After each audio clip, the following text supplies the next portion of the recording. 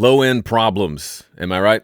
The low frequencies, the bass frequencies, the low end in your mix can be a huge, maybe even the single biggest source of frustration for you in your mixes. If you get it wrong, your mix can sound weak and harsh. If you get it wrong the other way, it can sound boomy and muffled. So today I want to share some strategies for simplifying and demystifying the low end in your mixes, including the single biggest problem I've encountered after doing well over 1,000 mix critiques for my clients, and specifically how to solve it. If we haven't met yet, my name is Joe Gilder. I've been running Home Studio Corner since 2009. I've been making music for over half my life, and I love mixing, but I know how much of a struggle it can be, especially if you don't have like some systems in place to get these big kind of macro problems like low end right. The low end is tricky. Studio speakers versus your phone versus your laptop versus AirPods versus your car stereo. They all have a different low end. That's the cliche struggle of every audio engineer. You listen to your mix in your studio and it sounds one way, then you go out to your car and it sounds sometimes completely different. Sometimes sounds like a completely different song, and you go back and forth, and there's a lot of sadness and weeping and gnashing of teeth. Partially because each of those systems where you listen, think about all the ways you listen to music. Every one of those systems has a different way of handling the low end. They all typically have the mid-range there and the highs, but the big variable is how much low end they produce. So something that sounds pretty solid on one listening environment can sound boomy on another or harsh on a third. That's no fun. So we're going to talk about how to handle and navigate that. But first, we need to talk about why it matters to begin with. Why does low end matter? And there's three kind of big components and things that I think about when I think about how important the low end is. I think we would all agree the low end is important. But we maybe haven't thought about why it's important. One of the big reasons is the low frequencies have a ton of energy. If we were to talk about the mix, down here's the low end, up here's the high end. Generally, I would say the low end, which is a fairly small part of the entire frequency spectrum, if you just look at it visually, low end accounts for a huge amount of energy, right? So much actual energy is down here in the low end, which means the bulk of the energy in your mix is happening down here. If this is wrong, all sorts of things go wrong from there. And a big part of making a nice, what we would call a flat EQ curve, is really a bit more sloped. Let me show you what I'm talking about. Let me switch over to Studio One real quick. If you look at this spectrum meter, I'm going to hit play on a song. We're not even going to listen to it. We're just going to hit play and look at it. You'll notice, and there's actually, you can see this kind of diagonal line that I've got on my screen. This mix has a slant to it. Now, depending on the settings you use, it might look a little bit different, but I've got it set to where this little diagonal line, instead of going straight across, quote unquote, flat, it's going at an angle. And that is kind of giving us a visual representation of what a quote unquote flat mix sounds like, i.e. a balanced mix. And a balanced mix has more bass than anything else. That's lesson number one. Not too much bass. It's not that the bass feels excessively loud when we look at this. It's just that there is more energy in the bass than in the high frequencies. If this were more flat, if the bass was here and then the mid frequencies were all up this loud and the high frequencies were all this loud, you know what that would sound like? Uncomfortable. It would sound very bright, very harsh, and we would plug our ears because that would be too much. This is actually what, if you were to put any of your favorite mixes into Studio One or whatever DAW you have, put a spectrum meter on it, you'd probably see some variation of this curve. It might vary a little bit. For the most part, it's gonna be like this. Now, I'll let you hear it so you can say, and actually I'll demonstrate this. Let me turn on some music real quick. As soon as I hit play, the song stopped. Let's go back a little bit. Here we go.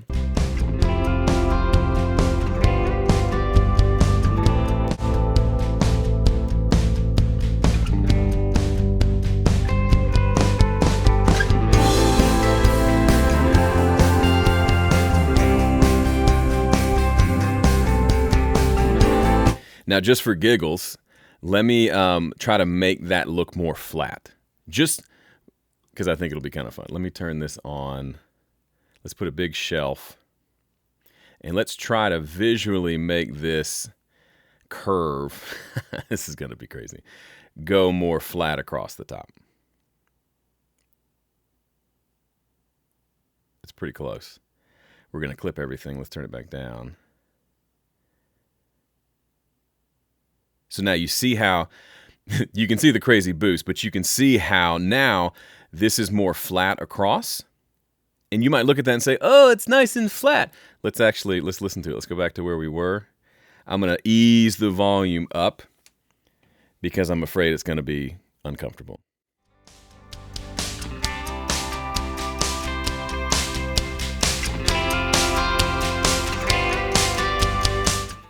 Yikes. That was uncomfortable. Yeah. So now is the lesson of the day. That was a ridiculous example. Is the lesson that we need to mix with our eyeballs and visually always like look and see that our frequency curve is doing that little slope? No, I think I like to refer to spectrum meters as second opinions. I listen to something, I think it might be a little too bright. I go maybe look at the spectrum meter to confirm, oh yeah, it is too bright. And then I kind of work from there. Now, different spectrum meters work differently. So the lesson isn't necessarily to look exactly like this unless you're using this exact spectrum meter. But the idea that the low end is going to just generally have more energy than the top end makes sense. Think about a speaker. Look at a speaker. Usually they have a woofer and a tweeter, right? Which one's bigger? The woofer. It has more energy. It needs more energy just to reproduce those big honking low frequency waves. They're big, right? High frequency wavelength is like this big. A low frequency wavelength can be the size of your room. So you need a bigger machine to create them. So this all just makes a lot of sense as far as thinking about the energy of the mix.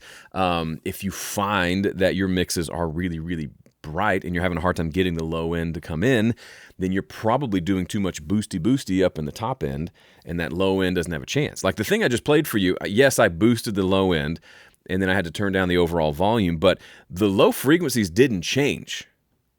But our perception of them did because we added so much high frequencies, we couldn't hear the lows anymore, right? It's a big difference. If the opposite is true and your mixes come across being really woofy and having too much low end, then obviously you just went too boosty in the low end. And it's excessively loud to where, like, instead of being a nice sort of flat diagonal curve, it's got like a big hump down here at like 50 to 100 hertz, and that might be why you're having problems. Now, again, that's more of a diagnostic tool than a tool I would use for like actually when you're mixing, but it's pretty helpful. And I think it's a helpful tool to add to your tool belt. If you don't normally listen and look at a spectrum meter, it might be interesting to check it out. It might help you learn your frequencies better, which is ultimately like one of the best things you can do if you want to get good at mixing. Third thing about this energy piece and why the low end matters is compressors really, really like a balanced low end. I was just, I guess I can say this, I'm working on plugin number 2. So plugin number 1, in case you missed it, is a vocal mixing plugin called Gilder, which looks like this. It's specifically for mixing vocals, but it works pretty well on like electric guitars. Snare drums can be kind of cool. But it's mainly meant to be like my favorite vocal chain in one plugin. But I'm working on number 2, and number 2 is actually just a simple compression circuit. And I was testing it out just last week, and I realized that A, the compression sounds really good, but B, it sounds especially good if I put it on an entire mix. If the entire mix has a nice balance to it and a nice rich low end, it's like the compressor just kind of hugs it. It just loves it so much. So if you find in the mastering phase or just in any phase, you find you're adding compression and it's making things just, it's not sounding better with the compressor, there are a lot of reasons that could be, but one of them could be that you've just got the low end wrong. There's not enough low end, and the compressor just ends up making things harsh, or there's not a balance. There's too much low end, so the compressor's behaving too erratically and too aggressively because the compression, again, has so much energy to it. It's causing that compressor to go nuts. But man, if it's got a nice balanced low end to it, it just, the compression just, it's like a big old hug, and I love it so much. So more on the new plugin later, but the principle still stands. Okay, so there are 3 things that I want to cover today. 3 kind of tips, strategies for, or at least 3 ways to think about low end. Because by the way, so much of what we do in the studio, so much of what we do in making art has to do with how we think about it. I have sat in studios with my private clients who pay a whole lot of money to have me come to their studio and work with them. And probably the number one takeaway is, or the thing I'm trying to instill in them is frameworks and ways to think about what they're doing so that they have an idea of what to do next. Because a lot of times what I find is people get into the mix and they kind of just say, what to do next? I don't know. Like they're kind of stuck. I don't know what to do next, so I'm kind of just putting plugins and guessing. That's no way to live. So the way we think about what we do is almost as important as how we do it, which is why, especially the last couple of months with content here on Home Studio Corner, here on the YouTube channel, and by the way, in Apple Podcasts and Spotify Podcasts, if you want to listen to this content, because it's a lot more podcast friendly lately. That's why we're talking so much about the way we think about stuff, because I think that's the biggest. To be honest, it's not super popular. People don't like it as much, but I have found it is when my best students who are getting incredible results and are making incredible sounding music, they've done the work to change the way they think about things. And yes, change the techniques. Yes, change all the other pieces, but the way you think about it matters. So we're going to talk about that a little bit today. So the first question, what is low end anyway? It's easy to just kind of say low end, but if we don't define it, you might be thinking one thing and I'm thinking another. So if we look at a frequency, like let's imagine this whole whiteboard here is the frequency range, or is that spectrum meter we were just looking at. We could divide it into 3 sections. We can divide it into lows, mids, and highs. And I would say the lows really could be anywhere from 20, which is the lower end of our hearing, up to, let's say, 200. Mids is from like 200 to, let's say 500 or 5K, and then 5K and up. So this is when I say low end, this is what I mean. But actually, I would divide these up even further. I think low, mid is high. Low, mid, and high are useful for like big generalities, but I find it much more useful to divide it into 5 groups. This is looking terrible. Where you've got lows, low mids, mids, and high mids. And then knowing where each of those lie. So for me, when I say low end, I'm talking about these 2 groups down here. I'm talking about the very deep low end, like down below like 80 hertz, let's say. And then I'm talking about the low mids, which is kind of between 80 and 200. That when I say low end, that's what I mean. So if you think low end and you think something like 400 hertz, then when we're talking about low end, you and I are going to have a difference of opinion. We're going to be talking about probably different things entirely. It's not that one's necessarily right or wrong, but it's important to know like what qualifies as low end and why does this even matter? Let's talk about that specific example. Let's take 4 different frequencies. Let's take 50 hertz, 100 hertz, 200 hertz, and 400 hertz. Couple things we know about these. They're multiples of each other, right? You double 50, you double 100, you double 200.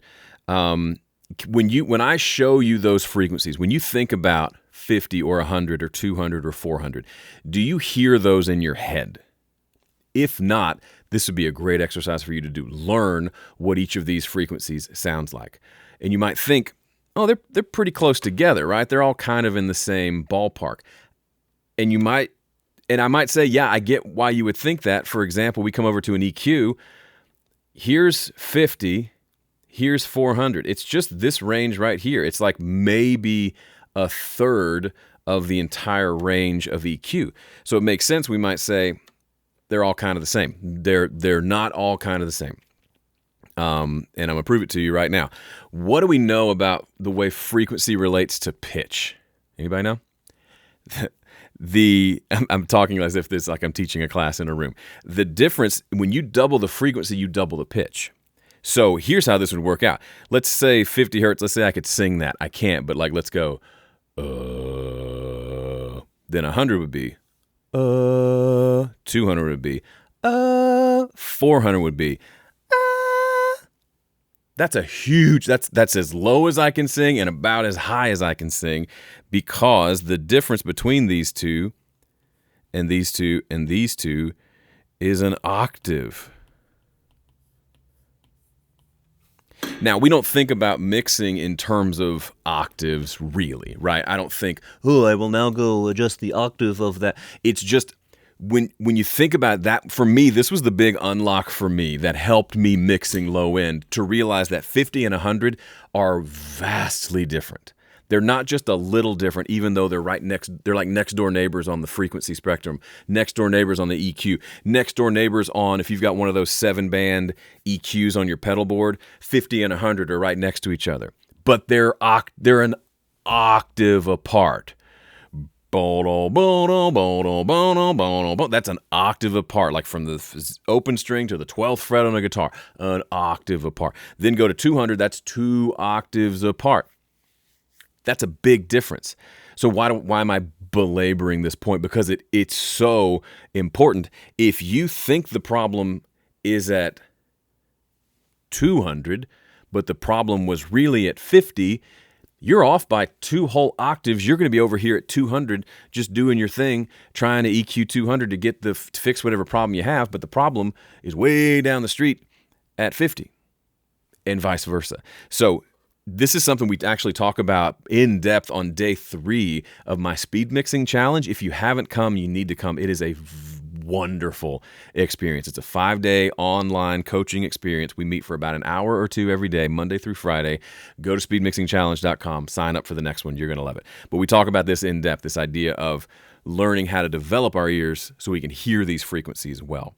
But the lesson for today is it's important to know your frequencies, because if you want to deal with the low end, you got to know where it is to begin with, so that we can now start having an intelligent conversation with ourselves. Because yes, I talk to myself a lot about what's going on and how to either enhance the low end or tame it, or just even to be able to identify what the problem is. We got to start there. Okay? All right, that's thing number 1. Thing number 2 is a question: how well does your system reproduce low end? So specifically, how well do let's say if you mix in a studio like I do, this is a room above the garage of my house, and I've got acoustic treatment up, and I've got 2 decent speakers to the left and right of the mix position. These are PreSonus Scepter speakers. They've got a 6-inch woofer and then a tweeter actually in the middle of the woofer, which is kind of interesting. But how well, whatever system you use to mix, or really any system that you listen to music on, how well does that system reproduce low frequencies? If it is your phone speaker, I don't have mine handy, it does not reproduce them very well. They've gotten better, but right, this isn't going to have like rockin' bass on your phone. Laptop, iPad, they've gotten better than they were 20 years ago.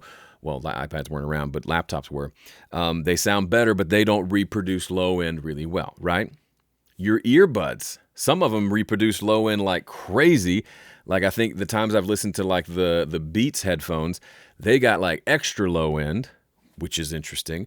But then the speakers in your car might have a ton of low end, might not have a ton of low end. We got to know how each of our systems, each of our listening environments reproduces low end, so that we can account for that when we're thinking about our mixes. Specifically, do you know in your mixing environment how well your mixing environment reproduces low end? Can it reproduce that kick drum sound at 50 hertz? Yes or no? Not that you have to go look at go find the manual and find the frequency diagram. It's more just, can you hear stuff at 50 hertz? Likely the answer is no for some systems, because it's pretty low. Can you hear what's going on at 80 hertz? 80 is different from 50. Can you hear that? And how much of it can you hear? When you mix in your studio and you crank the low end and it feels great, then you go to your car. Does it have an excessive amount of low end in your car versus your studio? It could be that your car stereo reproduces more bass frequencies than your studio. I'm not saying one is right or wrong. You can find examples of professional mix engineers mixing amazing music on just about any device you could think of, from the cheap $100 Sony headphones to AirPods to tiny little speakers. The Yamaha NS10s were famous for being not very good sounding, pretty harsh sounding, not a ton of low end on them, but it was kind of, you can get them to sound good there, they kind of sounded good everywhere. The thing about speakers that's interesting, we mentioned this already, the bigger the woofer of the speaker, the more low end typically it can produce, or the closer it is to your ear. So it's either distance or size that allows for it to have a big low end response. This is why if I said, if it's very small, it can't produce low frequencies. Au contraire, my AirPods produce a crap load of low frequencies. They just have to be, within a quarter inch of my eardrum so that I hear it at the proper volume, right? AirPod from arm's length away, I can't hear it at all. It doesn't have to reproduce much volume because it's right there next to my ear. So either distance or size. But if you're in a room using speakers and they have a 3-inch speaker or a 4-inch speaker, it may not be reproducing some of the most important frequencies down in the low end. Does that mean you can't get good mixes there? No, but that's good information to know. One question that might come up and comes up a lot is, Joe, since speakers aren't good at reproducing the deep low end, that 50 hertz range of frequencies, which is pretty important for things like kick drum, does it make sense to buy a subwoofer for my studio? Because a subwoofer is a standalone box that just produces big old low end. I would say no. To this point in my life, and maybe this will change one day, I have not needed a subwoofer. I've not felt that I needed a subwoofer. And if anything, I think a subwoofer would introduce more problems than it would solve. Because typically, we're working in less than ideal acoustic environments, right? I'm in a room over my garage. It's got sloped ceilings. It's about 20 feet long, 20 feet wide, and I'm on one side of the room because I'm sharing the room with my kids. So you can see the hockey table there, and there's like place to play video games over here. It's not an ideal listening environment. No home studio is. I've got treatment in place to the sides, carpet, rugs. I just recently hung some panels above me, which is kind of nice. So it's a good sounding room. I record, if you saw the latest single from my band, Stare Down, everything we've produced was recorded in this room. So the drums can sound cool in here. It's totally doable, but one of the core problems of any room is the way the low frequencies interact with the room is problematic. The dimensions of the room mean certain low frequencies will either be enhanced or perhaps even de-enhanced to where my room might be cutting a certain frequency just across the board or specifically in my mix position so that I can't hear it. We put things like bass traps in the room. I've got some in the corners that arguably aren't doing anything, but they're there to help tame some of those low frequency crazinesses that happen. That's not a word. But even so, no room is perfect. You could use room correction software. I've never gotten into it just probably because I'm lazy. Probably because I've not found that I don't feel like my mixes are suffering by not having it. Maybe I'm missing the point. But my point is, if low end is typically a problem in most rooms, adding more low end via a subwoofer feels like that could just enhance more of the problems. Am I going to hear that 50 hertz more? Sure. But one big worry is now, let's say I crank my subwoofer because they have their own independent volume control, and I get it to where the low end is massive in my studio in the room with the subwoofer. But then I go listen on headphones in my car or anywhere else, and it's tinny and shrill, and it feels like the low end is completely missing. Why would that happen? Because I'm not listening in an accurate environment anymore. I'm listening in a bass-heavy environment, which means if anything, I'm pulling some bass down in my mix because my speaker is reproducing it like crazy. That means my mix is actually thin, even though it sounds big and thick in the room. Does that make sense? Imagine I came to your studio, and while you weren't looking, I hooked up a rack mount EQ. I took the cables that were feeding your speakers, and I inserted between your audio interface and your speakers an EQ that I controlled. You didn't know it was there. And let's say on that EQ, I cranked the lows. I took everything below like 80 hertz and just cranked it. Next time you sit down, you don't know that the lows have been cranked, but you pull up a new mix and you say, man, that kick drum is way boomy. It's way too much low end. So what do? You go start doing the things you do in a mix to tame the low end. You turn it down, you reduce the low frequencies, you scratch your head thinking, that's weird, but I guess, it is what it is. I guess I just recorded that really thick. You get done, you get a mix that sounds to your ear in the room balanced. Then you go pop it into Dropbox, go listen to it in the car on your way to go pick up ingredients for making Reuben sandwiches later. I did that over the weekend. It was delightful. And you realize, this mix sounds terrible. It sounds worse than ever. Why? Because I tricked you. I put an EQ on your speakers that was adding more low end, so you took low end away to make it sound right. And then when you listened elsewhere in a more accurate environment, you heard what was actually happening in the mix. What was happening in the room was a lie. What was happening in the mix was the truth. And you could hear that only when you switched listening environments. That's, when I thought about this point number 2 being get to know how well your system reproduces low end, I thought it would be just a brief blip, like, yeah, don't forget that. But then as the more I thought about it, the more I realized this is insanely important, because how can we hope to have consistent mixes from one system to the next if we're not familiar with how those systems reproduce audio to begin with? Which is why I've been preaching this for years. It's so important that you make sure to listen to good sounding music on all the different systems where you plan to listen to your own mixes, especially in your studio. In the mix position, using the exact same speakers, headphones, whatever you use to mix, make sure you know what good music sounds like here. If I listen to a pro mix here, and I can hear the low end is right about here, I'm doing a motion at like shoulder height, and then I go put on my mix and I crank the low end to here, which is like above my ears, because that feels good in the room. But if I flip back and forth between those two and it sounds like the pro mix is thin and my mix is amazing, chances are the pro mix is right and mine's wrong. Chances are the professional is right and I'm wrong. That's a great posture to take whenever you're working on a mix. I did this years ago. I had a master where I cranked the lows on it. I just kept kind of pushing the low end, and I thought it sounded pretty good. And so then I went to go kind of just check against like just a random playlist in Apple Music. And every song I found didn't have as big of a low end as my master. And I kept thinking, man, these people all got it wrong. Eventually, after like 10 songs, I realized it might be me. And I adjusted and everything was good. So I'm not a big fan of using references in the middle of mixing and switching back and forth. I'm more of a fan of listening to great music in my studio so I know what it sounds like, so that when I work on my music, it becomes very apparent the ways in which my music doesn't sound like the professionals. But this is, it's not fun, it's not sexy, it's not exciting, but it's one of the most powerful things you can do for yourself and your mixes. All right, let's move on to thing number 3, which I would say is the number 1 tip for getting a powerful low end in your mixes. I've done, I think last I counted, it's got to be up over 1,000 at this point, critiques, whether it's through my VIP membership, which you should join, homestudiocorner.com/VIP, or through my private clients who get private critiques from me.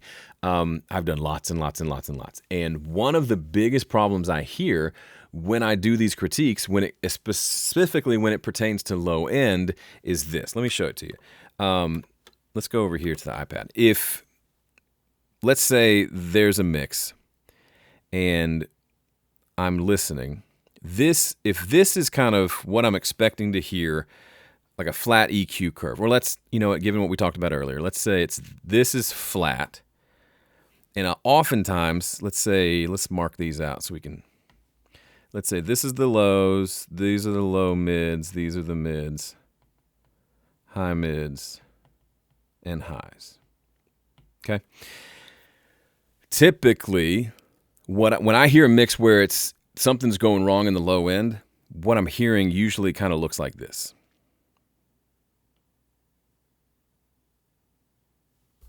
Something like that. So what I just drew, for those of you listening and not watching, is it's basically a straight EQ curve, except the low mid-range has a big bump to it. So you could even say that like everything is flat except there's just a big bump in the low mids. And again, low mids for me is kind of between 80 and 200, 100 and 200, that range. If you were to record, this is most prominent on bass guitar. If you were to record bass, this is kind of the sound of a raw bass guitar to me, to my ear. It has a big amount of low end, especially if you're playing with a finger and not a pick. And then it's got a whole bunch at like 120 hertz. And so like the math of it is like, if we're thinking like 50 hertz has like 5 points, 150 hertz has like 8 points.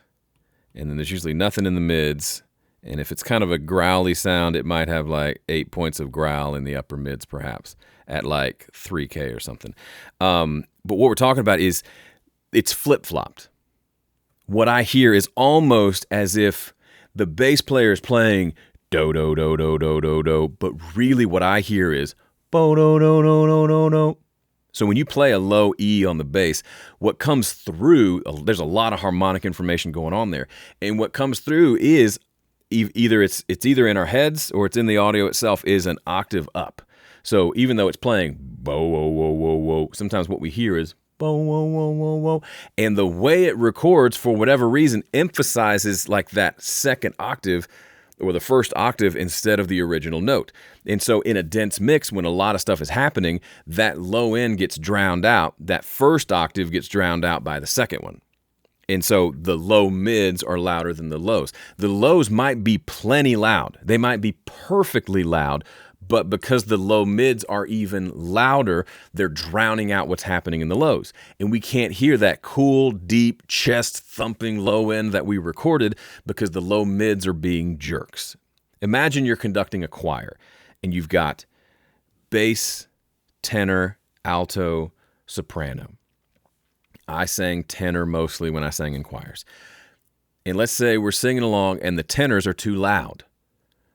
And we think, oh, I can't hear that beautiful bass line that the bassists are singing. What's the answer? Hey, bass players, you need to turn up, or hey, tenors, you need to pipe down.